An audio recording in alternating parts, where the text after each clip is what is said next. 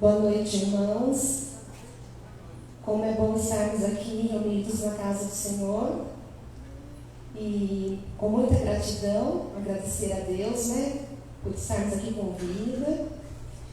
E convido os irmãos a louvar a Deus. Tem um hino que chama Grande Deus. Nosso Deus é grande. Enquanto nós vivemos, nós devemos louvar o Senhor.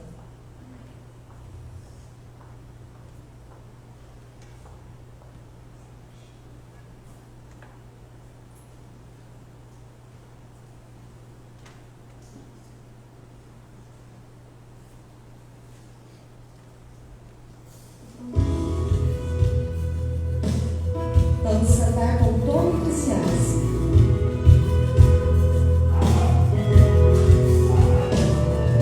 Enquanto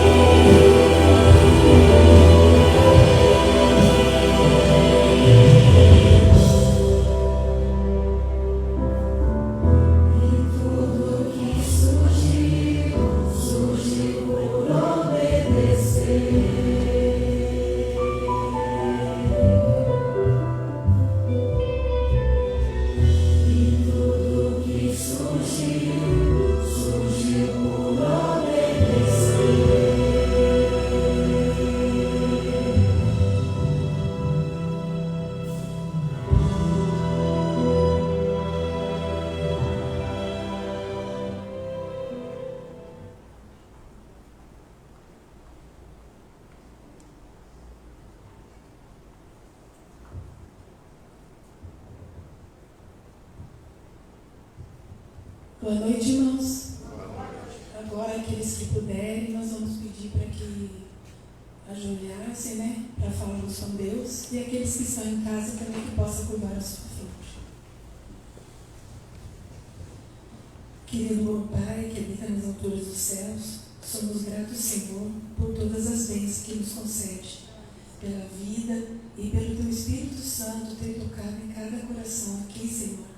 Que onde em muitos lugares poderíamos ter ido ou estar, ou mesmo em nossos lares, mas sentimos o desejo de estarmos aqui na Sua Santa Casa, para te louvar, te bendizer e aprender cada vez mais o seu santo nome. Pedimos, Senhor, uma bênção especial para cada família aqui representada, Senhor. Uma bênção também para todos aqueles que nos assistem. O Senhor sabe, conhece os motivos no coração de cada filho seu. Olhe por todos, Senhor. E mais uma vez pedimos que entregamos em suas mãos todas as famílias que estão lutadas neste momento. Aquelas famílias e aqueles irmãos também que estão passando por momentos difíceis de saúde. O Senhor possa visitá-los nos hospitais, nos seus lares, onde quer que eles estejam, Senhor. Que o Senhor possa estar dando conforto ao coração. Venho te pedir também o Espírito Santo esteja ungindo neste momento o pastor Vitor, que ele possa falar inspirado por ti e que nós saímos daqui, Senhor, cheios também do seu amor, do seu Espírito, amém, abençoados por ti e tendo desejo em nosso coração de também transmitir essa esperança, esse amor para todos aqueles que estão ali nesse mundo perdido, Senhor, angustiados. Que o Senhor possa nos usar, nos dê as oportunidades de falar e nos ajude, Senhor, a viver os seus caminhos até a sua volta. Essas bênçãos nós te pedimos e desde já agradecidos, em nome e por amor de Cristo Jesus. Amém.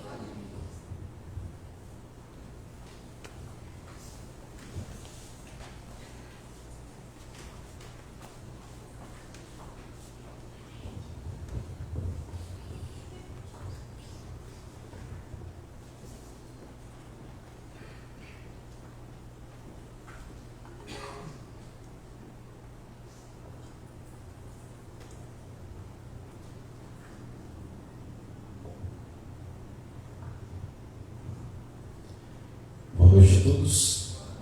Que a graça de Deus esteja de forma especial com cada um de nós.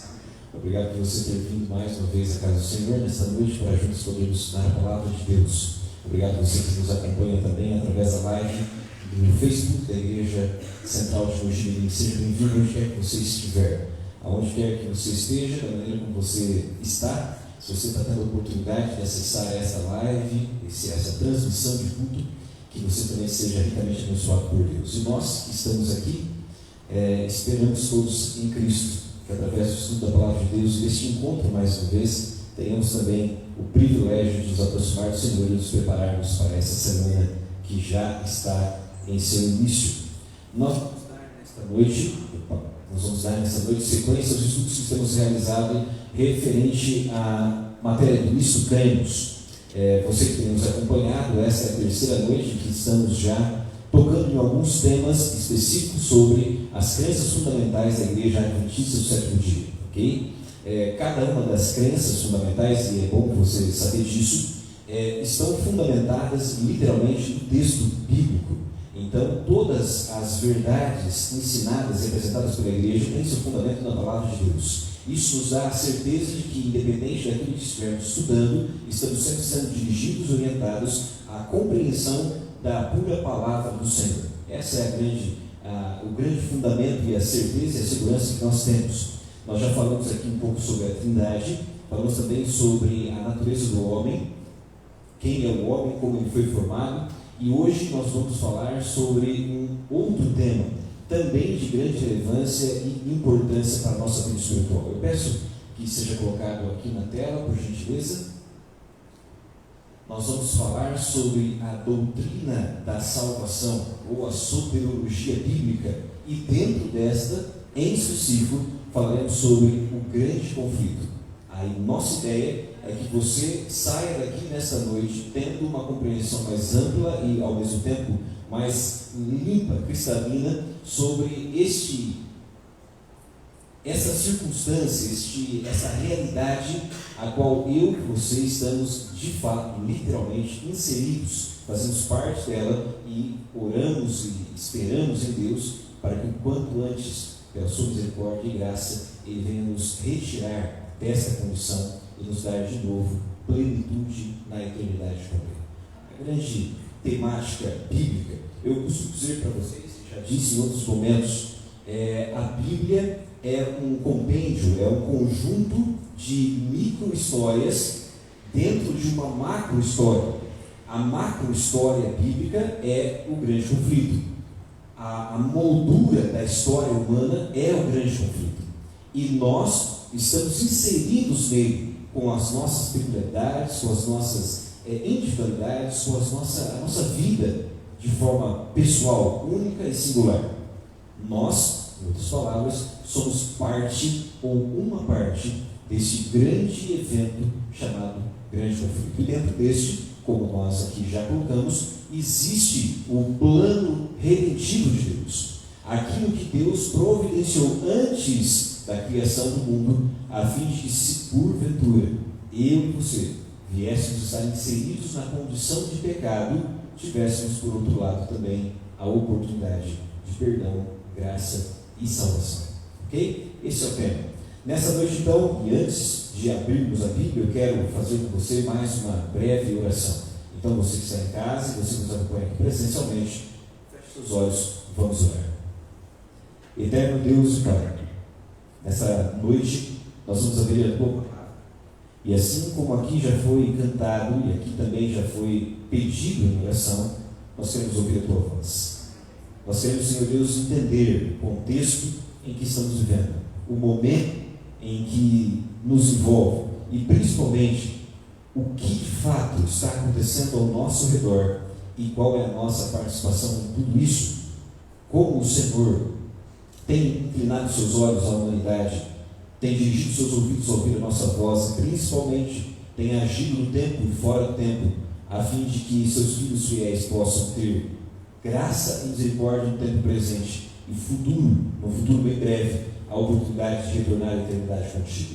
Há aqui nessa noite pessoas, Senhor, que vieram de diversos contextos, mesmo aqueles que aqui estão presentes, tanto quanto aqueles que nos acompanham através da internet. Pessoas que vieram de contextos diferentes, de caminhos e descaminhos aos quais só o Senhor conhece.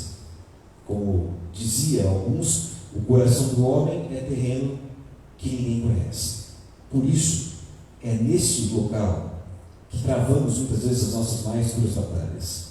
É nesse local da nossa mente, do nosso coração, aonde no recluso da nossa individualidade, muitas vezes somos, como o apóstolo Paulo relatou, pessoas que estão lutando para fazer o certo, no entanto, vivendo num contexto de imperfeição e pecado, somos muitas vezes a fazer aquilo que não desejamos.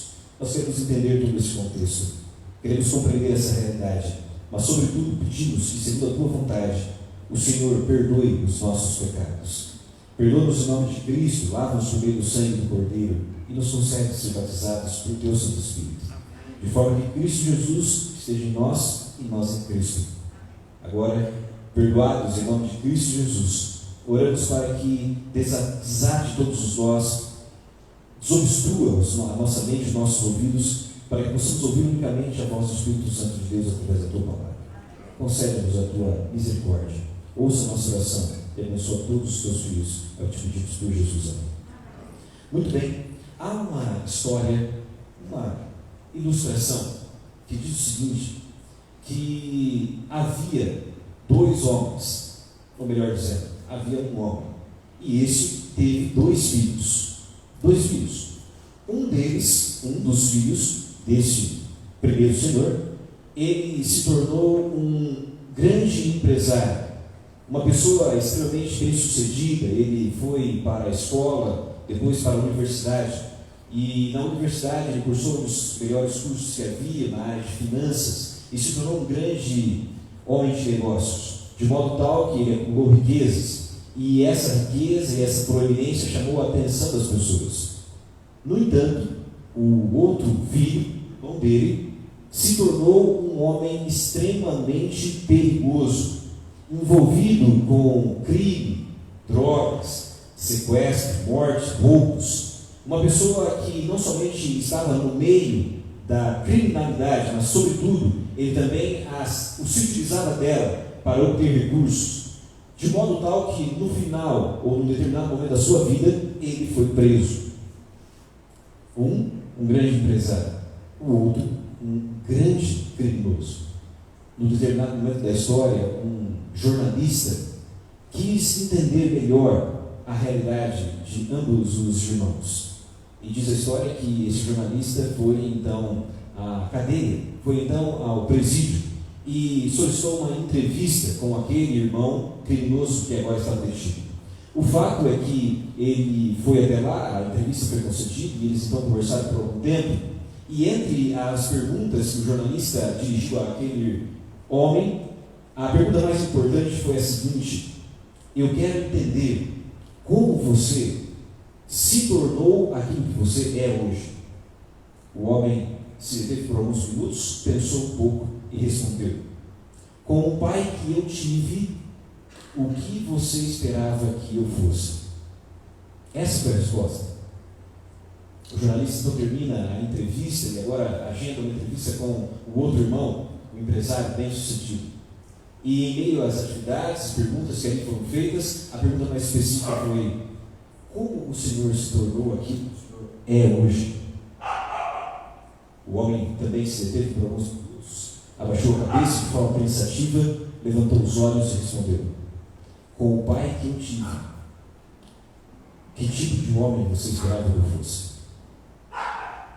Essa história, um tanto quanto intrigante, nos leva a pensar algo muito interessante em relação ao grande conflito.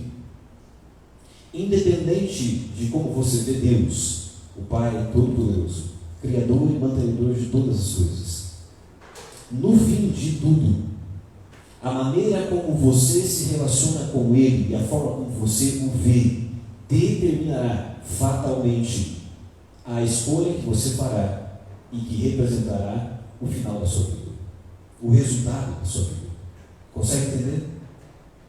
Deus não muda, diz a palavra de Deus, mas a maneira como eu vejo e a forma como eu me relaciono com Ele muda por completo o resultado da minha vida. O resultado da minha vida.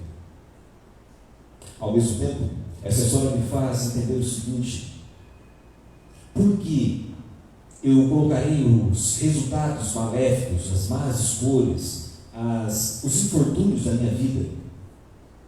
Por que eu depositaria isso na conta de Deus, sendo que ao mesmo tempo outras pessoas, ao contrário de mim, vivem uma vida digna, bem-sucedida, uma vida feliz, embora tenham problemas?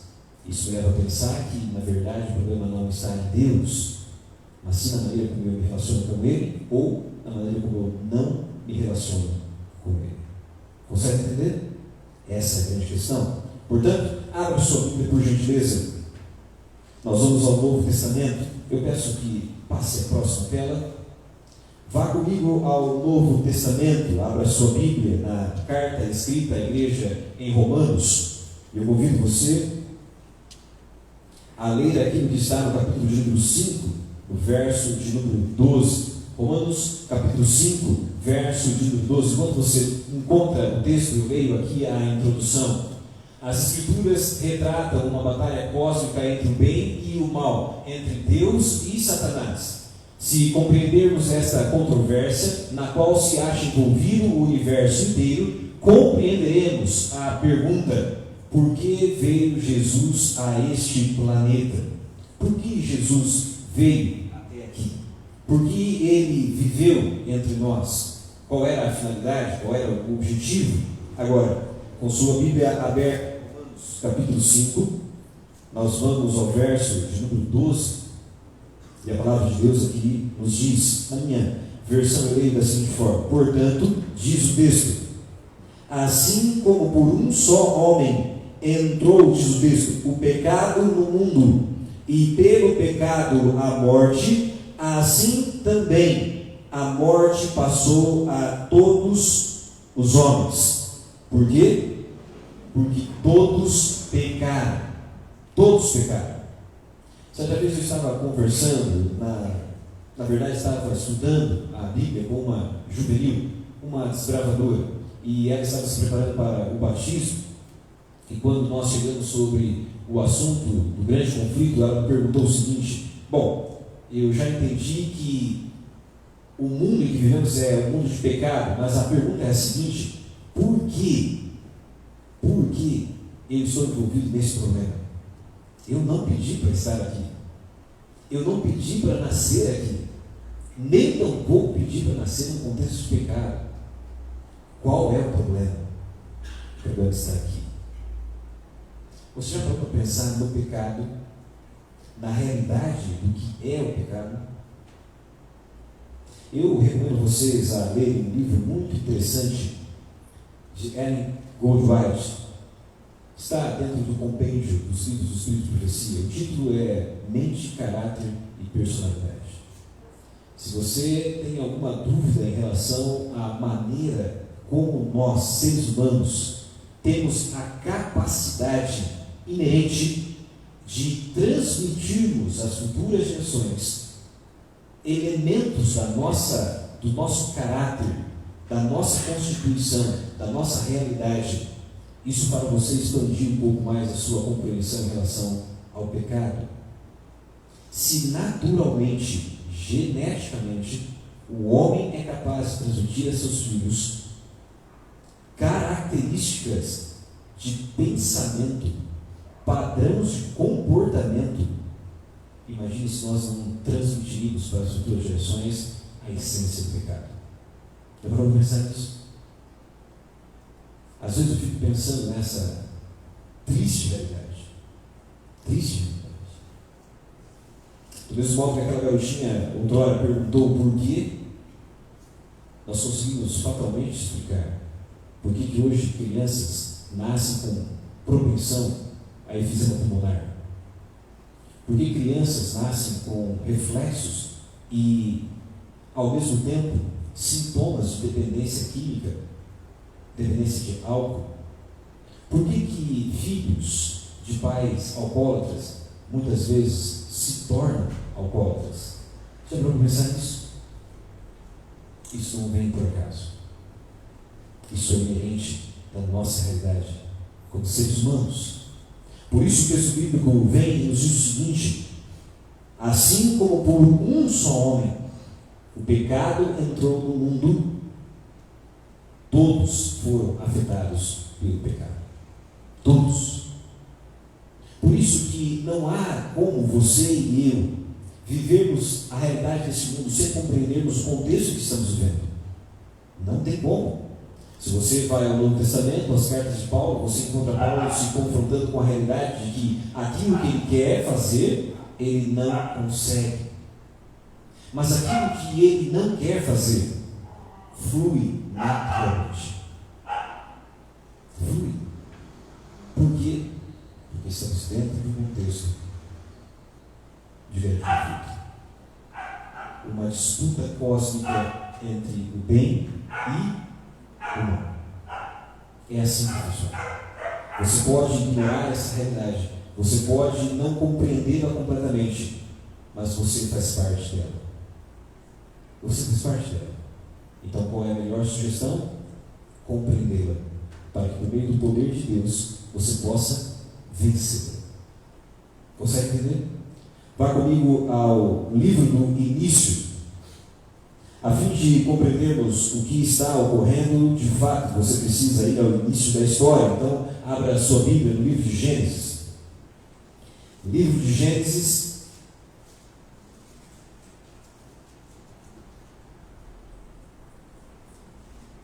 nós vamos ao capítulo de número 1. Livro de Gênesis, capítulo 1.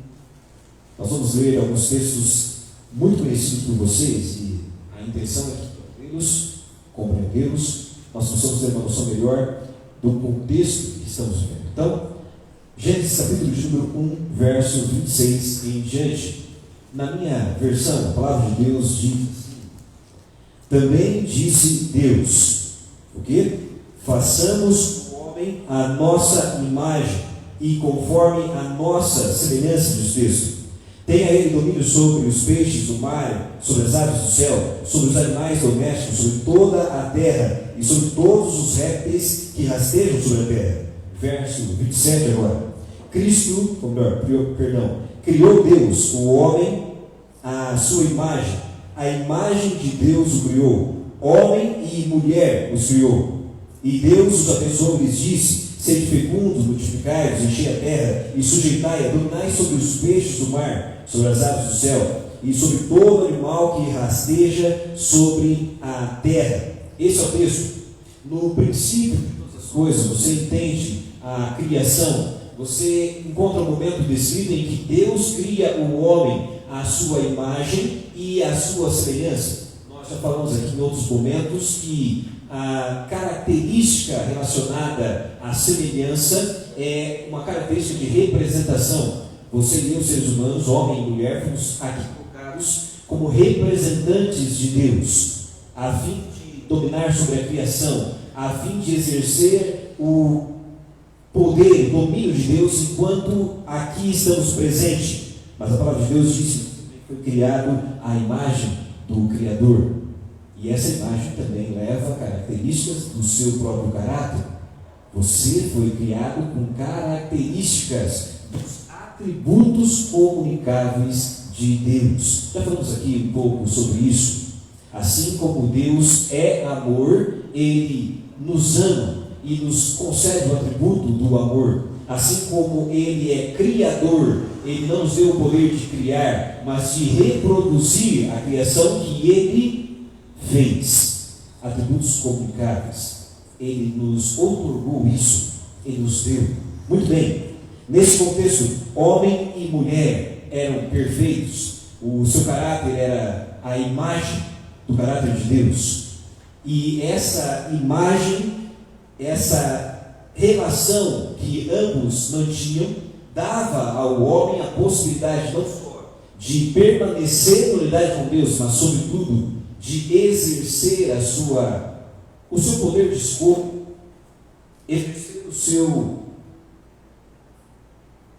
exercer a sua possibilidade de escolher permanecer ou não ao lado de Deus. Você conhece o contexto? Você conhece a história? Então, diz o texto bíblico que Deus então coloca o homem no jardim do Éden. E nesse ambiente, o Senhor dá ao homem simplesmente uma única orientação: permaneça sob o contexto da obediência. Você precisa obedecer os meus mandamentos. Você precisa obedecer os mandamentos. Você precisa confiar em mim e entender que aquilo que eu estou pedindo a você é o mínimo para que você se mantenha salvo. Você consegue entender isso? Ok, muito bem. Nós vamos então agora ao capítulo de número 13. Acompanhe comigo, ainda em Gênesis, capítulo 3. Gênesis, capítulo 3. Nós vamos ao verso de número 4. Você conhece o texto? Gênesis, capítulo 3, verso de número 4. A palavra de Deus diz assim: então, em determinado momento da história, a serpente disse à mulher: é certo que você não vai morrer.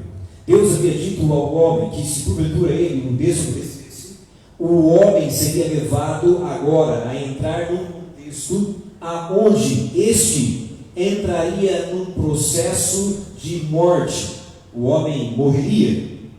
Mas, diz a palavra de Deus, que a serpente, influenciada, dirigida pelo inimigo de Deus, ela leva o homem a compreender que isto não era uma verdade. E aqui eu preciso que você compreenda algo. Deus criou todas as criaturas, Deus fez todas as criaturas em perfeição, perfeitas.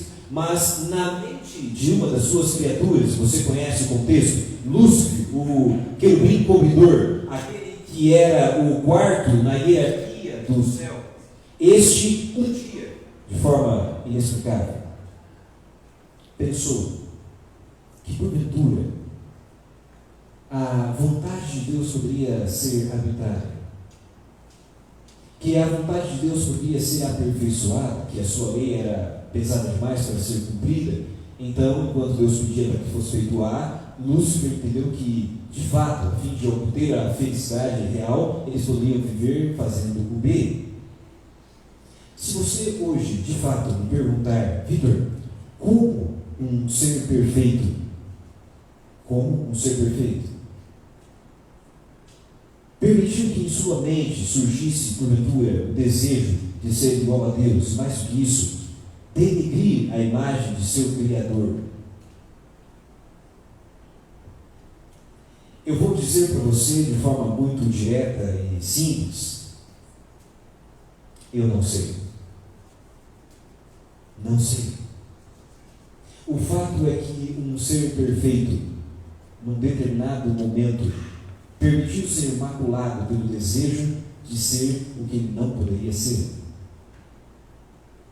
Por mais que eu pudesse ler para você diversos e diversos textos bíblicos, a resposta é: não sabemos. O fato é que a consequência recai sobre nós. É assim que é.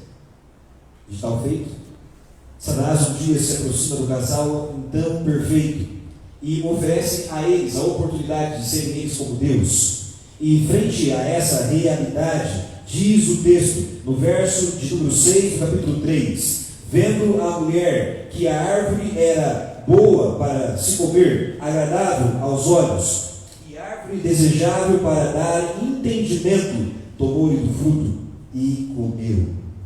E também deu ao seu marido, que o comeu. Houve uma rachadura, houve um cisma, houve uma ruptura no relacionamento entre o homem e Deus. Houve uma ruptura. Se buscássemos no texto bíblico uma explicação ou um significado completo e simples ao mesmo tempo para o pecado, este é amor. O pecado é a essência ou a expressão humana do amor. Já parou para pensar nisso? Amor. Porque só o amor mais profundo pode fazer você deixar de amar o Criador e amar a si mesmo. O pecado é um amor tão forte, é um amor tão profundo pelo erro e pelo mal, que te afasta do amor de Deus e te lança sobre o seu próprio eu. Você já parou para pensar nisso? É assim que é. Por isso, no Novo Testamento, a Bíblia nos apresenta a seguinte informação: não ameis o mundo e nem aquilo que nele há. Porque o amor ao mundo é inimizade para com Deus. Consegue entender? O homem, tanto quanto Satanás, no princípio, amou tanto a si próprio que deixou de amar a Deus. E seu amor próprio se tornou em egoísmo. E ele amou mais a si mesmo e aquilo que queria alcançar do que amou a Deus. É assim que funciona. Posso dar um exemplo?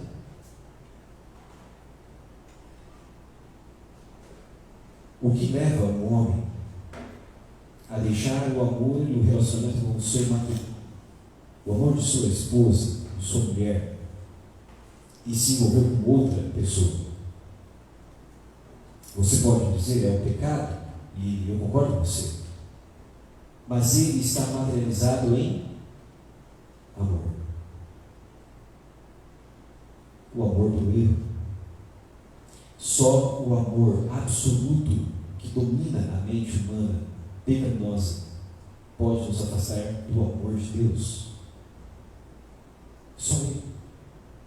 Satanás amou a si próprio a tal ponto que deixou de amar a Deus. E toda vez que eu e você nos afastamos de Deus, estamos declarando ao mundo que amamos mais a nós mesmos e o mundo do que o próprio Deus. Essa é a grande realidade.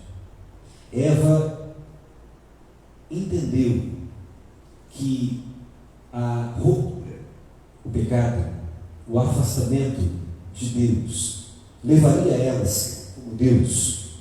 Mas você conhece o contexto, você conhece a história. Não foi assim. De modo tal que no verso de número 9 do próprio capítulo 3, você encontra a seguinte afirmação: e chamou o Senhor Deus ao homem e lhe perguntou: onde você está? Verso 10. E ele então respondeu: ouvi a tua voz no jardim, e porque estava nu, eu tive o quê? Medo. Eu tive medo e me afastei. Eu tive medo e me escondi. As duas principais reações pós-pecado é tão ao mesmo tempo natural quanto ao mesmo tempo infantil. Já parou para pensar nisso? Quando a criança, ainda infante, comete algum erro e sabe que a sua mãe vai inquiri-lo, vai vir atrás dele, qual é a primeira reação? Ela se esconde. E é tão interessante que nós somos tal qual crianças. A nossa primeira reação é fugir.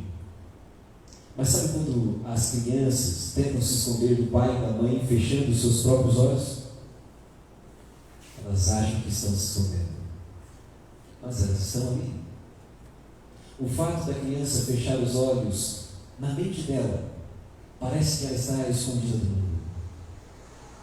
O pecado cega os nossos olhos e faz-nos pensar que ninguém está vendo e que nós estamos eclipsados, escondidos, encobertos. Pelo contrário, nenhum erro, nenhum pecado fica descoberto, ou melhor, fica encoberto. Todos estão patentes e diante da pessoa de Deus. Por isso temos medo. O pecado é uma reação antinatural. O pecado é uma introdução. O pecado é um mal, é um vírus, é um poder que age dentro de mim e nos colocando de fato dentro do contexto do grande conflito. Porque a partir do momento em que Adão e Eva erraram, pecaram contra Deus, em sua mente surge a ruptura, surge o conflito, surge o dilema. Que dilema é esse? Eu tenho no meu coração, na minha mente, o desejo de viver com Deus, o desejo de obedecer a Deus. Cognitivamente eu compreendo que eu preciso estar com Deus. Eu leio a Bíblia, eu venho à igreja, eu conheço os mandamentos, eu sei o que é certo e o que é errado. Isso está patente diante de mim, mas a minha natureza, o meu corpo e todas as células do meu corpo tendem para o mal. Tendem para o mal. Você consegue entender isso? Esse é o contexto. Esse é o dilema. A não ser que a minha mente esteja completamente submetida, subjugada, completamente vertida e entregue nas mãos de Deus, para que Ele me mostre, e mais do que isso, como diz a Bíblia, para que Ele age em mim, a fim de que eu ande segundo a sua vontade, de modo algum sermos bem-sucedidos na luta entre o bem e o mal. Esse é o grande conflito. Esse é o grande problema. O pecado nos leva a tomar decisões que conscientemente e espiritualmente não tomamos, mas tomamos. Vá comigo a Gênesis capítulo 4. Gênesis capítulo 4.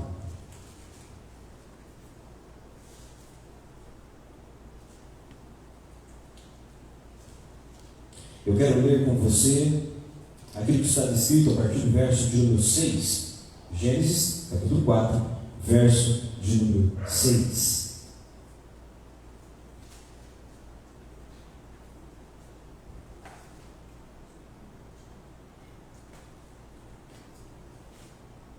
Ou melhor, vamos ver a partir do verso de número 3. Gênesis capítulo 4, verso 3 em diante, embora não vamos nos ater aqui em pontos específicos ou teológicos relacionados a alguns detalhes desse texto, a compreensão nos ajuda a chegarmos também à compreensão do grande conflito. Gênesis capítulo 4, verso 3 em diante. A palavra de Deus diz assim: aconteceu que ao final de algum tempo trouxe Caim do fruto da terra uma oferta ao Senhor. Abel, por sua vez, trouxe das primícias do seu rebanho e da gordura destes. Diz a palavra: agradou-se o Senhor de Abel e de sua oferta, ao passo que de Caim e de sua oferta não se agradou o Senhor. Diz a palavra de Deus: irou-se, pois, sobremaneira Caim, e descaiu-lhe o seu semblante. A palavra de Deus diz que, num determinado momento da história, Deus pede um sacrifício, Deus pede uma oferta, tanto a Caim quanto a Abel. Essas são as duas personagens neste ponto do relato. Ambos foram até o Senhor e ambos ofereceram a Ele um sacrifício, mas diz a palavra de Deus que Deus se agradou do sacrifício de Abel. Deus se agrada de Abel como ofertante e posteriormente da sua oferta, mas o contrário ocorre a Caim. Deus não se agrada de Caim tanto quanto da sua oferta. Disse que não íamos entrar em assuntos específicos, mas o texto é bem claro. Antes de Deus aceitar a sua oferta, Deus aceita o ofertante. Grave isso. Antes de aceitar a oferta, Deus aceita o ofertante. Se o ofertante não é aceito, tampouco a sua oferta. Consegue entender isso? A palavra de Deus continua e diz que, por conta disso, descaiu-lhe o semblante. E o significado dessa expressão é literalmente esta: olhando para Caim, era nítido que ele estava irado, que ele estava descontente, ele estava contrariado. E a palavra de Deus diz que o Senhor então vai conversar com Caim. E no complemento do texto, verso 6 em diante, a Bíblia diz o seguinte: então lhe disse o Senhor: por que andas irado? E por que descaiu o teu semblante? Se procederes bem, não é certo que serás aceito. Se, todavia, procederes mal, eis que o pecado jaz à sua porta, e o seu desejo será contra ti, mas a ti cumpre dominá-lo. Já para pensar nesse texto, o homem aqui está envolto a um contexto de grande conflito, no contexto entre a guerra do bem contra o mal. De um lado Deus, do outro lado você tem Satanás. E eu já disse aqui em outro momento, e eu vou repetir, preste bem atenção nisso: neste mundo só existe dois senhores. Só existe dois senhores. E você e eu não somos um deles. Vou repetir: neste mundo só existe dois senhores. E eu e você não somos parte desse mundo. Portanto, se você em algum momento da sua vida pensou: hoje eu não vou fazer a vontade de Deus, hoje eu vou fazer a minha própria vontade, tome cuidado. Dentro do contexto do grande conflito, você não tem vontade. Você é submetido à vontade de alguém, ou de Deus, ou de Satanás. É simples assim. É simples assim. Não se engane. Não se engane. Deus vai até Caim e diz a ele o seguinte: Caim, por que você está triste? Por que você está irado? No contexto em que estamos vivendo, você só tem duas escolhas. Porque se você proceder da maneira correta, você será aceito. Consegue entender? Deus aceita o ofertante, bem como também a sua oferta. Se você proceder bem, se você ouvir a minha voz, seguir os meus caminhos, entender o que eu estou te pedindo e fazer, você será aceito. Mas se porventura você não fizer, saiba que o pecado está diante de você. Ele está adiante de você.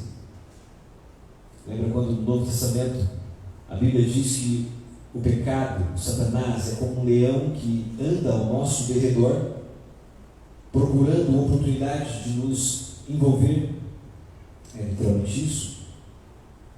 O pecado jaz à sua porta, mas cumpre a você dominá-lo. Cumpre dominá-lo. Resistir ao diabo e ele fugirá de vós. Consegue entender? Deus está dando um panorama claro e objetivo. Filho,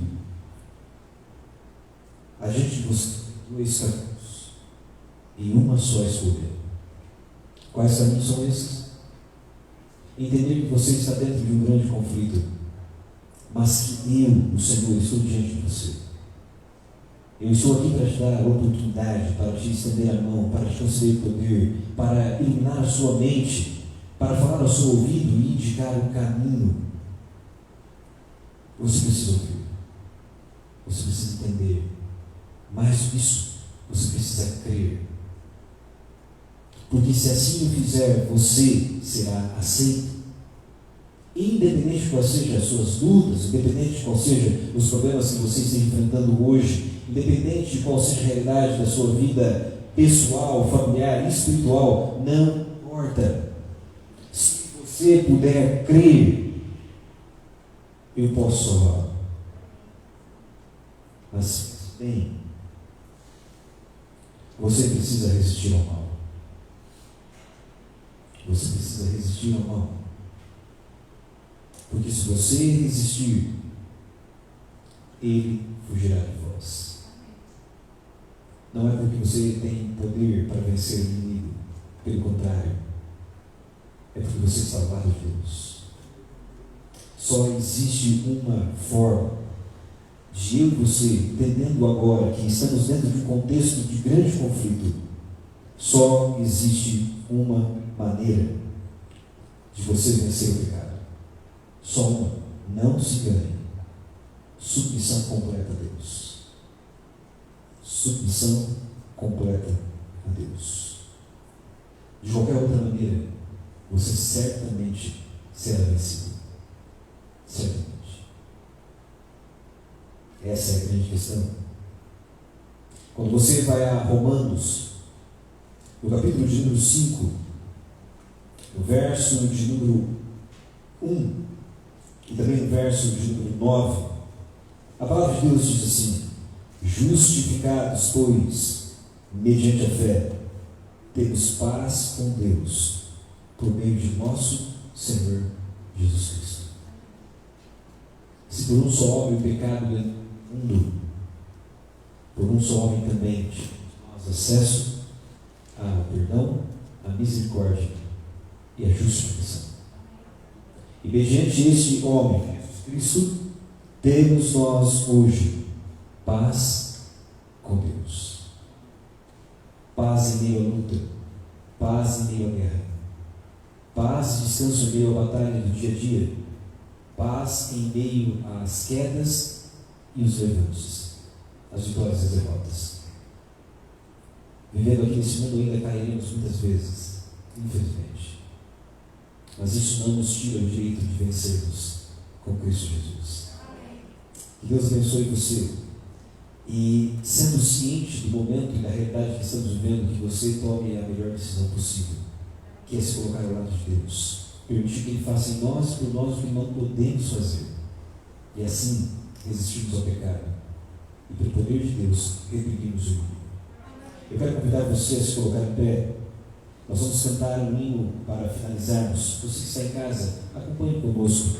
Cantaremos o hino Castelo Forte. E após o hino, convido você a uma última oração.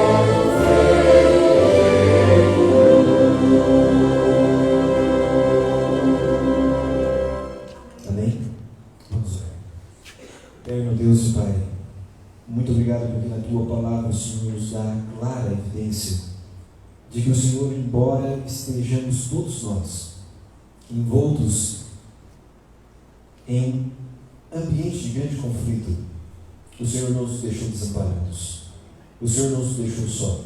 Pelo contrário, antes mesmo da fundação do mundo e antes que o homem pudesse desejar o que não poderia ter, o Senhor planejou e estabeleceu um plano para que, através de Cristo Jesus, a rocha e a fortaleza, nós pudéssemos hoje ter a segurança e a certeza de que o Senhor está ao nosso lado a fim de nos dar poder para vencermos nós mesmos e também o inimigo. Abençoa esta igreja e todos aqueles que nesta noite nos acompanham, para que, por meio do teu poder, possamos compreender que estamos em meio a um conflito e neste precisamos escolher de que lado ficaremos. Se escolhermos andar segundo as nossas próprias vontades, sabemos que adiante de nós está a perdição.